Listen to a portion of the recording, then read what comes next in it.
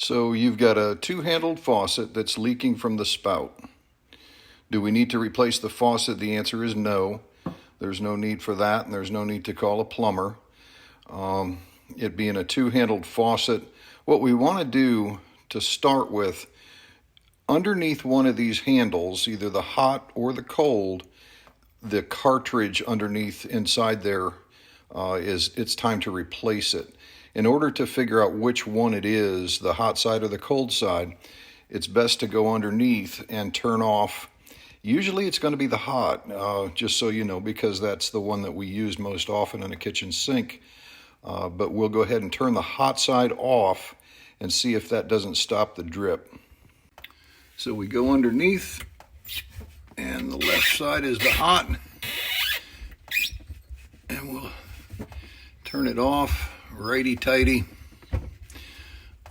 all the way down, and the drip has stopped. So now we know that it's not the cold side, it's the cartridge on the hot side. So we'll take it from here. Incidentally, if this had been a single-handle faucet, we would want to shut off underneath the sink. We would want to shut off both the hot and cold because there's a mixer involved in the single cartridge that'll be underneath in the center one. But now, as far as getting to the cartridge, on here there's a little set screw right there. Now yours may be a little bit different. You might have a little cap on top that you need to pry off, maybe with a screwdriver, and there'll be a little screw underneath that will allow you to get the cap off. But in this case, I found the right size. It's an Allen wrench or hex wrench. And I'll put if in the event you don't have a set like this, I'll put a link, an Amazon link for you down in the description because they're handy to have. And then we loosen that up. We don't need to take it all the way out. We just lift that right off of there. Also, and I just remembered to do it, it's a good idea to put a towel or something to cover the disposal hole because we don't want any parts falling and going down in there.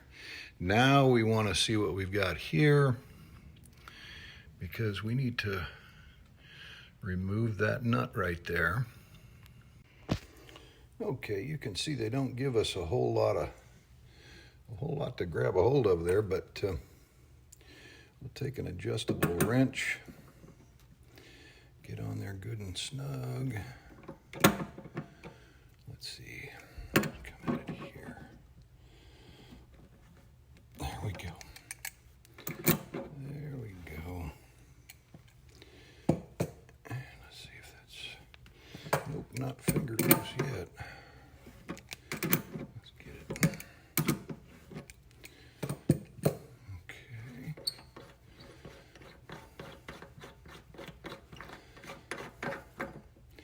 Now we'll take that off and set it aside. And in here is the cartridge that I was talking about. Now, before we take this thing out of here, let's take notice of a couple of things. So you know this is notched on both sides. There's a notch here as well. Take notice of how the flat edge of this stem is facing this way. And then this stop is on this side. We'll want to make sure that we orient the new one in place the same way. But now, let's see if we can wiggle that out of there. And there's our cartridge. Okay. Also located inside here, you can probably barely see it, is a little black rubber seat. And underneath that is a spring. We'll want to replace that as well, and it's best to get it out with needle nose pliers. There's the rubber seat.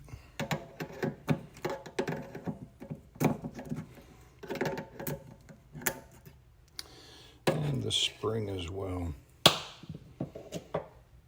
And that seat, oh, look at the black coming off of there on my fingers. Yeah, that seat is shot. Okay. Now, it's off to our local home improvement store to get the appropriate cartridge and seat and springs. I put it in a baggie, ready to go. Before you do, if you can, try to locate the make. Mine is a Delta. I don't know what model, but it's good to know at least the make. And there we have it, back from the store. We've got our new cartridge and even though we only need one spring and one seat, they come in packs of 2. So we've got what we need. Incidentally, if you don't know where they are at the store, just ask the friendly plumber human. They'll be able to just tell them what you're doing, and they'll be able to help you out and find the right one. First things first, the spring and seat go in. Now, something to take note of, the spring, if you look at it from the side, is wide at one end and narrow at the other. The wide end goes down inside there. And I also like to use a little plumber's grease, silicone grease, on the seat, and then also I'll wind up putting some on the rubber O-ring there, and that helps them stay conditioned and last quite a bit longer. But anyway, here we go. In goes the spring, and I've got that in place. And now goes the seat down over top, and I did put a little silicone grease on it. You may have to use your finger to make sure it's down in there and on properly, but it's easy to do. Now we'll put the cartridge in, remembering how it was oriented. And we see the little, if I get that to focus, little notch there, and then there's one on the other side as well. But those go down in the groove just like that. Push it down inside. Very good. And now the collar nut. We'll start by turning it counterclockwise to make sure that it drops on there correctly and we're not cross-threading it.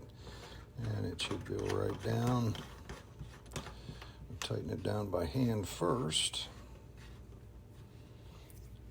and then we'll snug it down with our adjustable wrench. Okay, that's done. And now we will take our handle and we will put that in place. And take our hex wrench and tighten that down. Get it good and snug. Okay. Pull our little towel out of there. Turn the spout over here, make sure it's in the off position, and then come underneath and turn on the water. And I don't hear any leaking. That's a good sign. Get it all the way open. Turn it until it stops. And no leaking. Now does it work?